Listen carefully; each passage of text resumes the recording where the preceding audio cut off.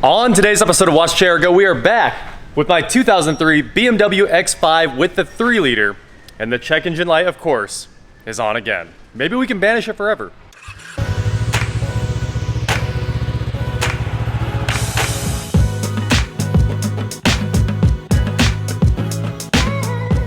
What is going on, guys? I am WatchJRGo, and like I said, I'm here with the 2003 BMW X5 that I gave away. Adrian C is coming to get this in a few days, but I was driving it, and I wanted to take it around for a spin, and the check engine light came back. So I scanned it. We've got two codes.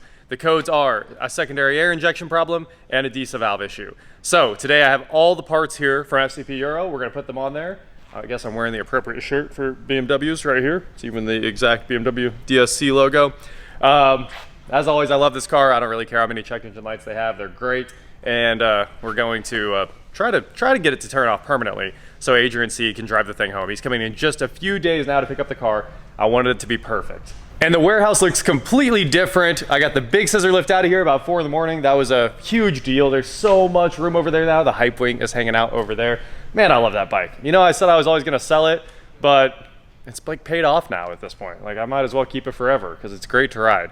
I've dumped tons of cars out. The 350Z, the Drift Z, it's gone. I got a good offer on it. I had to let it go. 944, of course, is gone. We've talked about that. The Xterra is gone. All that's left on the chopping block right now is my XUV, and then we'll get right back to the Aztec to do the interior. I know everybody wants to see the interior on that. Okay, I think we've talked about enough stuff. I'll be right back on the C5. We'll get the A6 done too, and it's time to start with a new fleet. Eventually, maybe it'll be all 8 Corvettes, all 6 Camaros, and the GTR. Scan the old BMW. Here's our codes. We've got the DISA valve code, 007C. The electric fan code has always been there and doesn't set the light. Don't even know why it's bothering us with that. And then the 2 secondary air codes, bank 1 and bank 2. Let's see what else we got in here. Brief power interruption, power, battery stuff. Battery stuff. Thermal oil level sensor faulty. Always. Every BMW in the world. Okay, cool. Let's get busy fixing. Here's our box from FCP Euro. Let's see what's in here. As far as I know, it's secondary air valve and the parts to rebuild the DISA valve. Alright. The vacuum line for the secondary air valve too. And the secondary air line. Cool. I think I got everything to get this thing sorted out there. This is actually going to work out really well. Let's get to taking this thing apart, getting these parts on here, and hopefully that's it. Let's start with the easy part here, the secondary air stuff. Squeeze this plastic retainer. There we go. These usually break, they get brittle. So of course we got a new one. Solve any problems with that. This one actually seems like it's in okay shape, but we're gonna swap it out anyway. Have new O-rings and all that good stuff. Ah! Okay, this one's, there you go. That's what I was talking about. I couldn't get my hand on there. That lower one is so difficult to get to. I had to go to pliers. There we go, came right off. A little bit of dirt in there, and then there's a vacuum line on here, and that's gonna, okay, not gonna fight me. I thought it was going to. And then there's just 2 10s or 8s down here on the actual secondary air valve. So let's get those off real quick. Dang it, Bobby! Probably want a 1/4 inch with a bit of an extension or a swivel on there. This front one, very easy if you're doing it on this car. There she goes. And the back one, maybe slightly more difficult and also broken or not even all the way on. That would explain a lot. Look at that. So I only loosened up the front bolt and the whole thing's moving, which means the gasket might have degraded or it just was never tight. 1UZ88, metric, and also JDM. Look at all that carbon in there. Carbon City, and there's a bunch on the gasket that is sitting down here as well. It does have a gasket, and it does look like the OEM BMW gasket. Let me get a screwdriver on there, pop that thing off. There's that gasket and a lot of carbon sitting in there. You can actually see all the carbon that fell off onto the heat shield.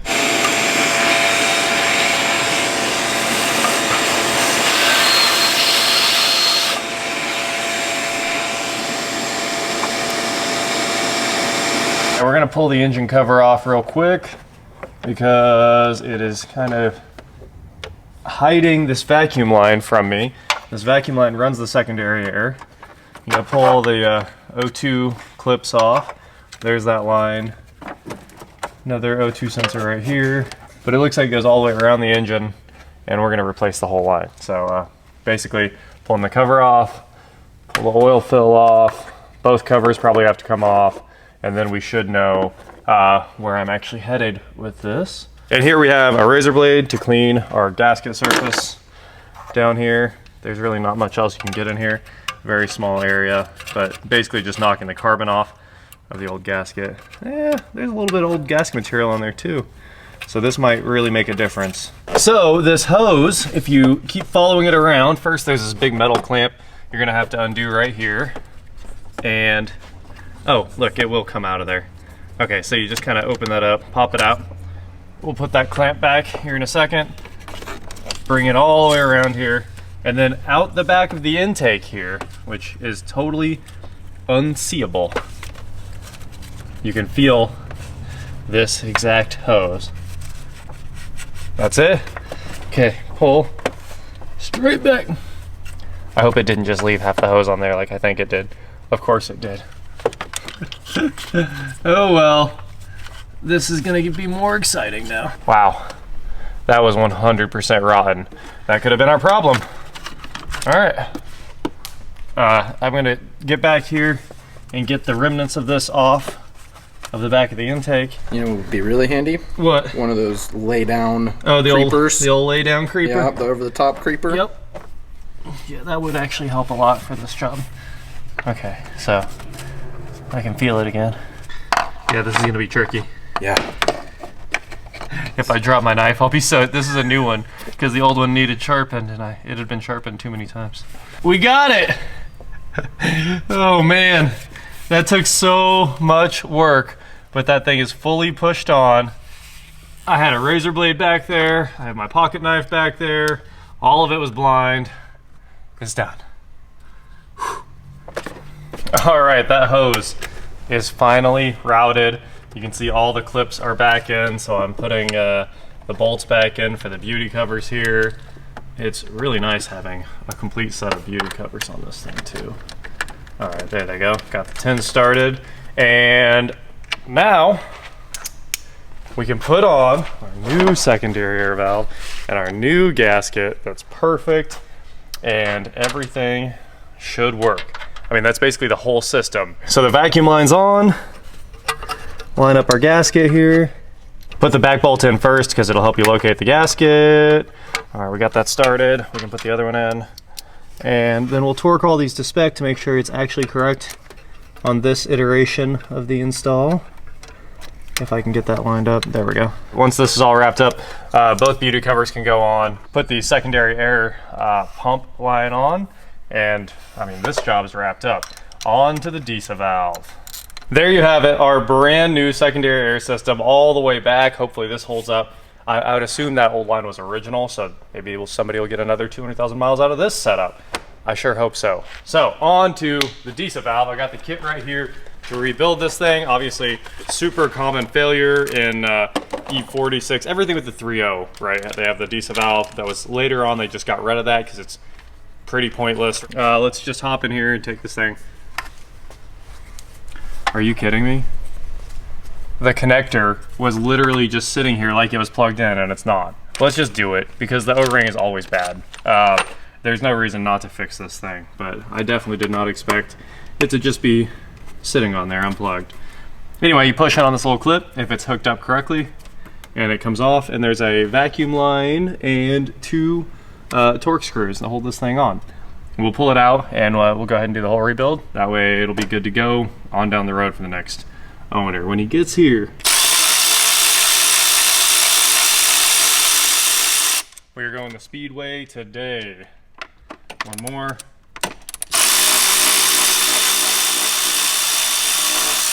Okay, I'm pretty sure that's all that's holding this on. Never had to fix one of these before, but I guess I don't have to fix this one either, but I'm doing it. Wiggle, wiggle, wiggle, wiggle, wiggle, yeah. Oh, that is gross. Oh no, the flap is gone. Oh. It did need fixed. Oh. Oh no. Well, I should have taken this apart before. Somebody who thought they were a genius eliminated it. You can tell that that's epoxy. So they were like, oh, those flaps fail a lot, which is funny because this brass bushing could have gone into the engine and ruined everything. And they just went in there and ripped the thing out. Well, there's nothing I can do about this except for clean out the sealing ring here and put a new O-ring in it. It needs a DISA valve. Grody. And there should be a vacuum line. I think that's it. I think that's where it's supposed to be. Somebody like did a DISA valve delete on this thing, basically. Because the solenoid opens a vacuum line that then allows this to move. There you go. That's the vacuum valve running. And it uses engine vacuum to open it and hold it, and that solenoid just actuates that by opening one more valve. There's also an upgraded part for this. Gone forever. They have a metal flap with like a solid shaft, so none of this comes apart and goes through your engine. And I guess since this one's trash, I'm gonna go ahead and do this so that that doesn't go through the engine and end up killing it, because it absolutely would. I got that bushing out, throw the bushing away. We'll clean all this up, give it that brand new O-ring. You can definitely get this set up from FCP Euro. They've got a whole bunch of different kits for these things, or you can buy a whole new DISA valve, whichever one. So, I guess that's the actual end of the BMW saga until the new owner comes to pick it up on Wednesday now. There's so much black jello coming out of this. Well, we'll get this all cleaned up. I'll show you guys the new O-ring going on, and we'll bolt this back together. And I guess the engine will at least think the DISA valve's working if the connector's on. Yo, yo. Yo, hey, that 5 Series, did that place you work at, did they ever used to do like a DISA valve delete where they like epoxy over where the flap goes and then put it back together? No. Oh, okay. All right. Well, somebody worked on this X5, and instead of, you know, probably to stop the flap from going through the engine, literally ripped the flap out and epoxied over the hole. Wow. Isn't that ridiculous? So the DISA, I mean, the kit you got is useless right now. Yeah, I can't do anything with this kit. I mean, maybe I could drill the epoxy out and try to put it back together, but I mean, that's... I doubt it. Okay, let me see what year is that, 03? It's 03, yeah. Don't tell me you just have one sitting around. No, I don't. Johnny was like, you know, it's probably better the way you have it because you'll just get more power all the time. I think it loses some down low torque according to the forums, but like he said, it's just better. So let's just go with this and get all this old junk O-ring out of there.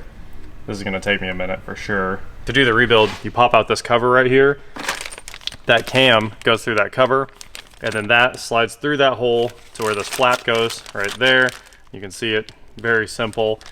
This is a hex key, and then this little offset arm actually connects to that vacuum actuator right there, and that's how it moves. It's super simple, and that giant lag screw is in there to make it easy to rip this thing apart. So that doesn't go into it at all. Anyway, we're just about there.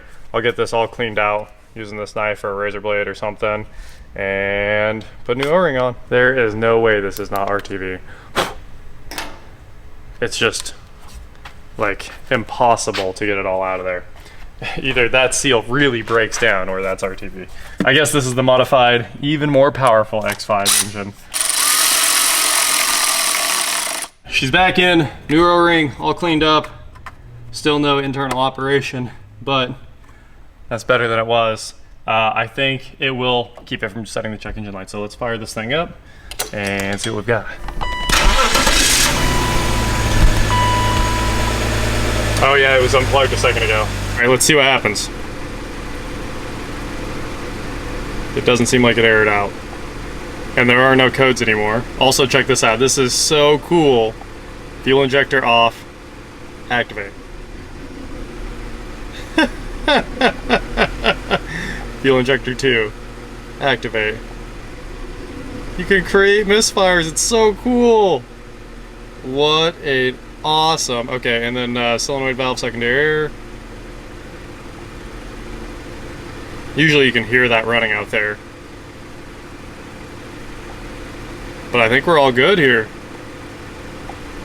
Secondary air relay. Read codes. it thinks it's got a working DISA valve, so hey, that's as good as this thing gets. I don't want to put a valve in this thing. There's really no reason for it.